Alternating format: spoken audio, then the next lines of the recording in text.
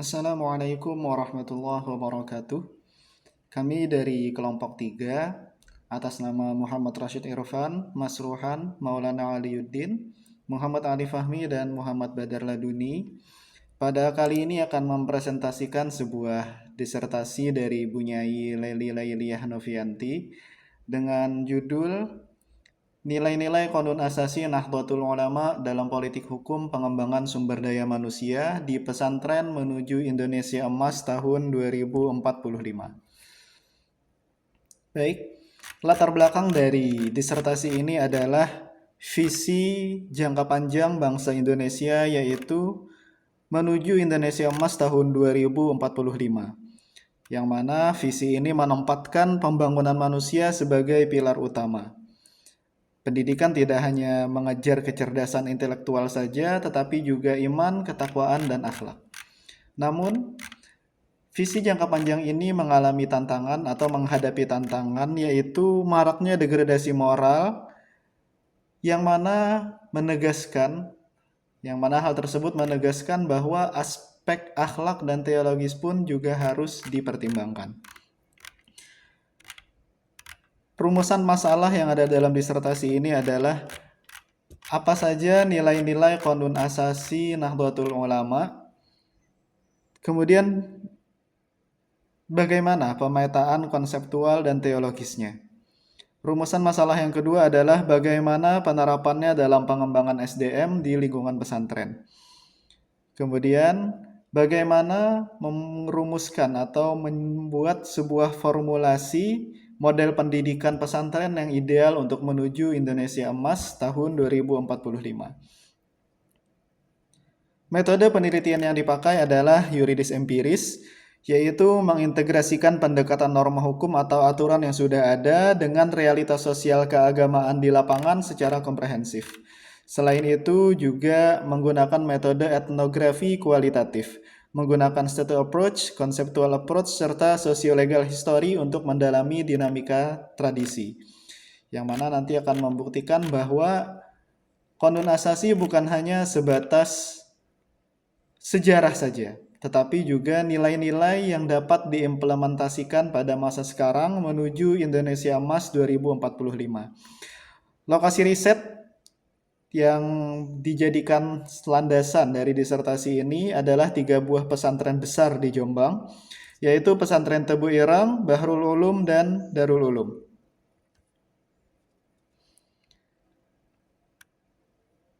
Qanun Asasi NU, seperti sudah disampaikan sebelumnya, bukan hanya sebatas sejarah belaka, tetapi juga menjadi dasar dan way of life atau cara seseorang untuk menjalani hidup, berpikir, bersikap, dan bertindak.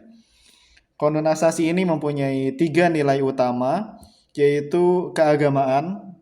Di sini mencakup hubungan vertikal seorang hamba dengan Tuhannya Allah Subhanahu wa taala. Kemudian nilai pendidikan yang tujuannya adalah pengembangan akal dan ilmu, dan juga kebangsaan, tanggung jawab sosial, dan harmoni. Tujuan dari atau pengimplementasian nilai-nilai ini bisa melalui integrasi keilmuan.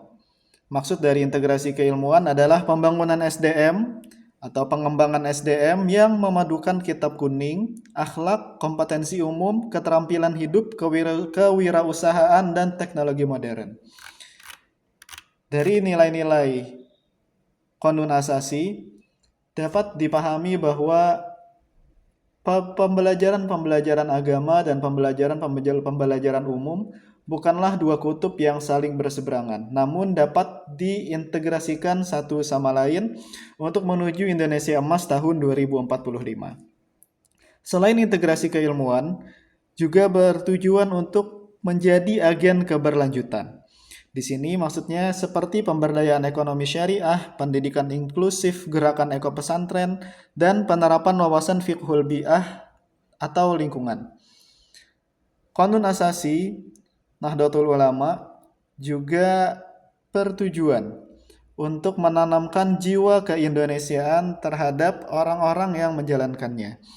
seperti menanamkan keadilan, moderasi, sanad keilmuan, toleransi, tradisi aswaja, serta partisipasi aktif sebagai warga negara.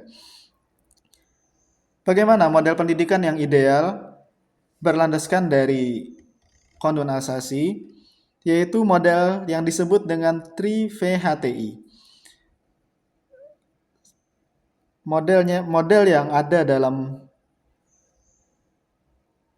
pengimplementasian model tersebut melalui integrasi vertikal, pembentukan karakter berjenjang dari adab asrama hingga analisis sosial keagamaan. Selain itu juga integrasi horizontal dan integrasi tradisi dan inovasi.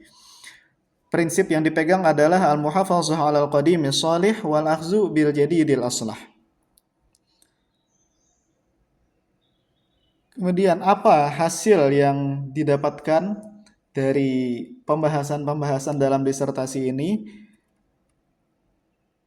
Disimpulkan bahwa pondasi karakter santri agar bisa menuju Indonesia Emas tahun 2045 ada 22 nilai utama yang menjadi dasar pembentukan manusia beriman, berilmu, berakhlak, dan moderat. Kontribusi disertasi ini menurut kami adalah membuktikan bahwa Qonun Asasi NU bukan sekadar dokumen sejarah saja, tetapi juga bisa menjadi ruh dan landasan politik hukum. Hal ini sejalan dengan UU Pesantren nomor 18 tahun 2019 dalam pembangunan SDM nasional. Kontribusi praktisnya adalah memetakan 22 nilai dasar ke dalam 3 dimensi. Kualitas pesantren tidak hanya diukur dari hafalan atau tes akademik, melainkan terbentuknya karakter moderat, toleran, dan cinta tanah air. Implementasi 3VHTI dan evaluasi bisa diintegrasikan secara vertikal sebagaimana sudah kami sampaikan sebelumnya, kemudian integrasi horizontal seperti mengajarkan sains berwawasan fiqhul bi'ah, kemudian melalui tradisi dan adaptasi inovasi seperti bekal kewirausahaan, konten kreatif, dan adaptasi AI bagi santri yang disaring ketat. Selain itu juga menerapkan sistem evaluasi 360 derajat. Kelulusan didasarkan pada buku catatan amaliyah dan bukan hanya ujian tertulis semata. Saran dan tindak lanjut strategis, menurut kami untuk menindaklanjuti dari disertasi ini bisa dibuat sebuah modul praktis yang menerjemahkan model 3VHTI dan 22 nilai menjadi buku saku atau pedoman kurikulum yang aplikatif bagi para kiai dan asatiz di akar rumput. Selain itu juga advokasi kebijakan, mengajukan riset ke Kemenak dan LP Ma'arif NU agar adopsi evaluasi berbasis Qonun Asasi menjadi standar nasional turunan UU Pesantren. Selanjutnya adalah pilot project kerjasama PBNU menunjuk pesantren laboratorium seperti Tebu Irang, Bahrul Ulum, dan Darul Ulum untuk uji coba model 3-5 tahun. Relevansi disertasi ini dengan momentum Muktamar NU. Muktamar NU adalah forum tertinggi perumusan khitah gerak organisasi. Disertasi ini sangat strategis untuk direkomendasikan ke dalam Komisi Bahsul Masail, khususnya di bagian Qonuniyah. Menjadikan Qonun Asasi sebagai landasan teologis dan way of life paling efektif untuk membentengi warga dari gagasan radikalisme transnasional. Kemudian dijadikan cetak biru LP Ma'arif NU. Mungkin itu yang bisa kami sampaikan secara singkat dari disertasi ini. Kami mengucapkan terima kasih sebanyak-banyaknya dan meminta maaf atas segala kekurangan-kekurangan yang ada di dalam tugas ini. Wabillahi taufiq wal hidayah. Assalamualaikum warahmatullahi wabarakatuh.